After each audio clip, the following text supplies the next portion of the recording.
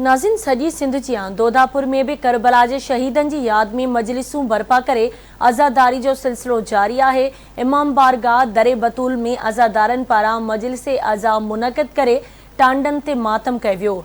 ॾिसूं था बशीर अहमद कटोहर की रिपोर्ट।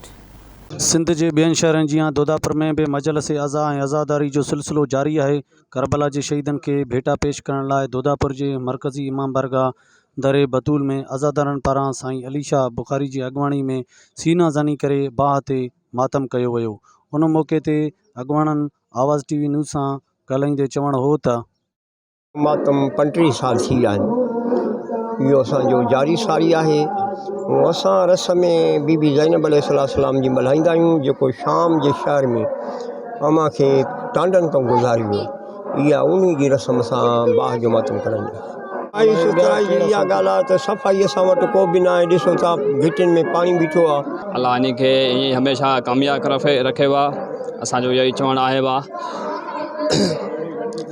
मौला जो दुश्मन जाते भी हुजे, अली जो दुश्मन जाते भी हुजे, करबला हुजे जा काथे भी हुजे, पर सिंधन जो लालत को बची नथो सके। नाराए हैदरी आज़ादारी इमाम हुसैन जो बारगाह साईं अली शाह जी ते हर साल वांगुरु साल भी बाद जो आज़ादारी तव्हां ॾिसो ही रहिया आहियो त थियण वारी आहे चंद मिनटनि में ऐं काफ़ी साल खां थिए पई। ऐं सिक्योरिटी इंतज़ाम हिते बहितरीन नमूने सां हली रहियो आहे ऐं सुठे तरीक़े सां थिए थो पियो। ऐं साईं अली शाह मतोली आहे इमाम बारगाह दरे बतूल जो, उनकी निगरानी में आज़ादारी इमाम हुसैन साईं ज़ैनब के पुरसो सभु मोमिन आया आहिनि। असां पाण सादात आहियूं ऐं असां मोमिन सां गॾु आया आहियूं हिते पुरसो ॾियण जे लाइ।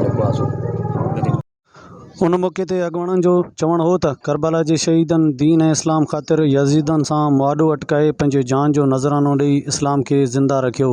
हुनन वधिक चयो त दोदापुर जे इमाम बारगाह दरे बतूल में हर साल आज़ादारी ऐं मजलिस आज़ा मुनक़िद थींदी आहे ऐं हिते पिण बाह ते मातम करे करबला के शहीदन के भेटा पेश कयो वेंदो आहे।